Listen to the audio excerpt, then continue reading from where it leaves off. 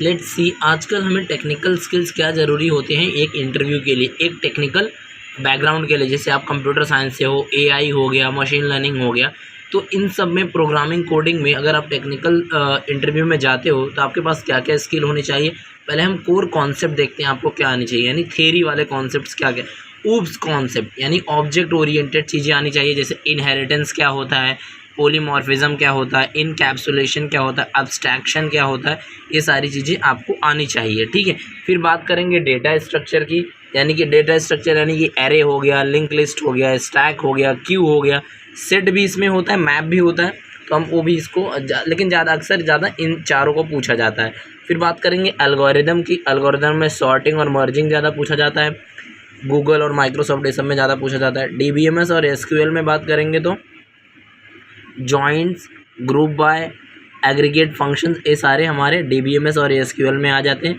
Post SQL में भी यही पूछे जाते हैं। ठीक है, फिर अगर बात करेंगे ऑपरेटिंग सिस्टम के बेसिक्स के बारे में, प्रोसेसेस क्या होते हैं, थ्रेडिंग क्या होती है, साइमल्टेनियसली कैसे प्रोसेसेस वर्क होते हैं, ये सारी चीज़ें आपको पता होनी चाहिए। नेटवर्किंग में पता आपको होनी चाहिए आईपी एड्रेस क्या होता है, मैक एड्रेस क्या होता है, फिर उसके अंदर नेटवर्किंग में ओएसआई मॉडल क्या होता है, टीसीपी आईपी मॉडल क्या होता है।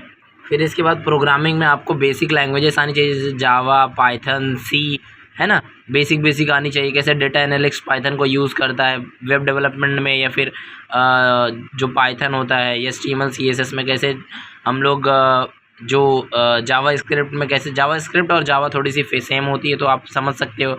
इसका प्रैक्टिस आप ग्रीक्स फॉर ग्रीप्स पे या फिर लीड कोड पे कर सकते हो। टूल की बात करेंगे तो आपको गिट ऐप का बेसिक आना चाहिए। फिर आइडियल जावा के लिए इक्लिप्स, VS कोड, पाइथन, जावा सब चल जाता है। फिर अगर जावा में आप फ्रेमवर्क कर रहे हो तो आपको स्प्रिंग बूट या फिर हाइबरनेट जैसी फ्रेमवर्क आनी चाहिए। जावा में आपको अगर डेटाबेस से कनेक्ट करना है तो JDBC आनी चाहिए। तो ये सब बेसिक चीज़ें आपको हर सबके बारे में थोड़ा थोड़ा पढ़ के जाना है। वीडियो अच्छी लगी तो लाइक कर देना, एंड ऑल सेट, आपकी प्लेसमेंट ज़रूर हो जाएगी।